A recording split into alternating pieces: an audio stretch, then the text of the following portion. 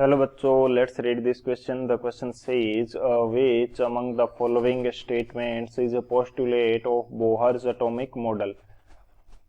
First, a nucleus is present in the center of the atom. Second, neutrons are present deep inside the nucleus.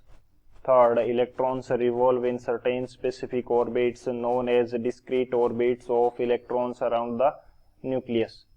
D, all of these. तो इस question के अंदर हमसे Bohr atomic model के बारे में कुछ स्टेटमेंट्स देकर पूछा गया है कि करेक्ट पोस्टुलेट कौन सा है. तो बात करते हैं हम लोग की कंसेप्ट की यदि बात की जाए की कंसेप्ट, तो की कंसेप्ट हमारे पास क्या होगा, हम यहाँ पे डिस्कस करेंगे बोहर्स एटॉमिक मॉडल.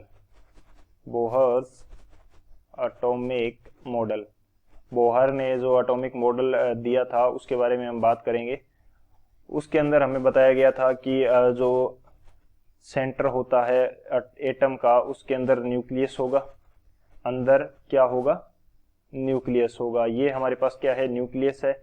और इसके अराउंड हमारे पास डिफरेंट ऑर्बिट्स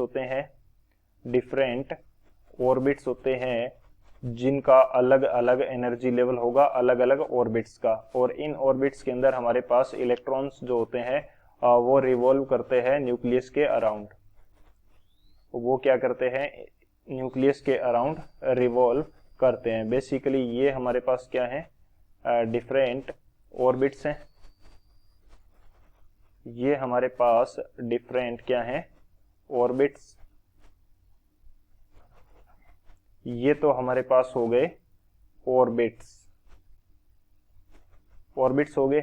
ये हमारे पास क्या हो गया? न्यूक्लियस हो गया. और इस ऑर्बिट्स में क्या करते हैं? इलेक्ट्रॉन जो हैं वो रिवॉल्व करते हैं. इलेक्ट्रॉन्स जो हैं वो क्या करेंगे? रिवॉल्व करेंगे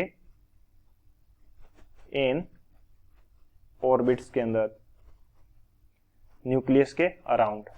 अब इसके अंदर क्या बोला गया था कि जो न्यूक्लियस होता है, न्यूक्लियस इसके अंदर क्या प्रेजेंट होते हैं?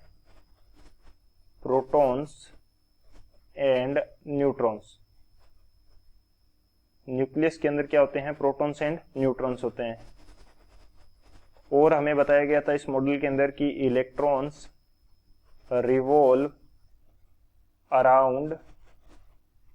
Revolve around nucleus in specific orbits.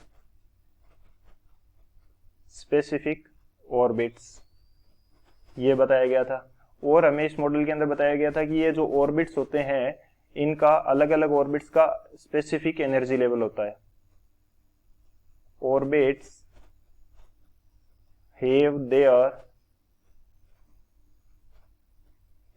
There specific या डिस्क्रीट एनर्जी लेवल.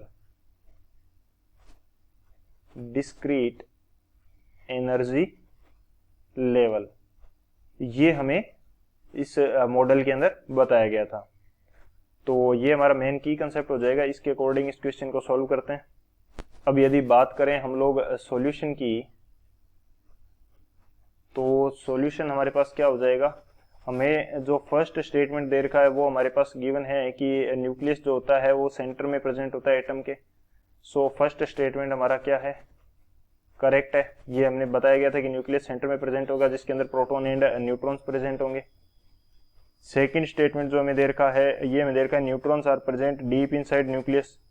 ये भी हमारा करेक्ट है क्योंकि न्यूक्लियस के अंदर दोनों प्रेजेंट होते हैं, प्रोटॉन एंड न्यूट्रॉन तो प्रेजेंट होंगे ही. फिर थर्ड हमें क्या दे रखा है?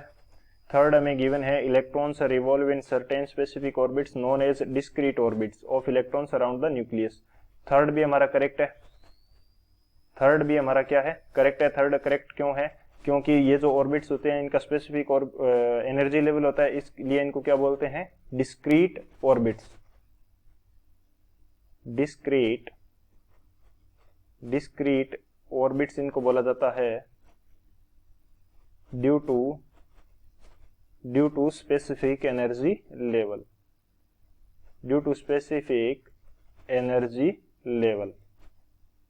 तो थर्ड भी हमारा करेक्ट है, तो कौन सा ऑप्शन करेक्ट हो जाएगा, जो ऑल ऑफ दीज है ये हमारा करेक्ट हो जाएगा। So option D, all of these is the final answer. I hope you understood it well. Best of luck. Thank you.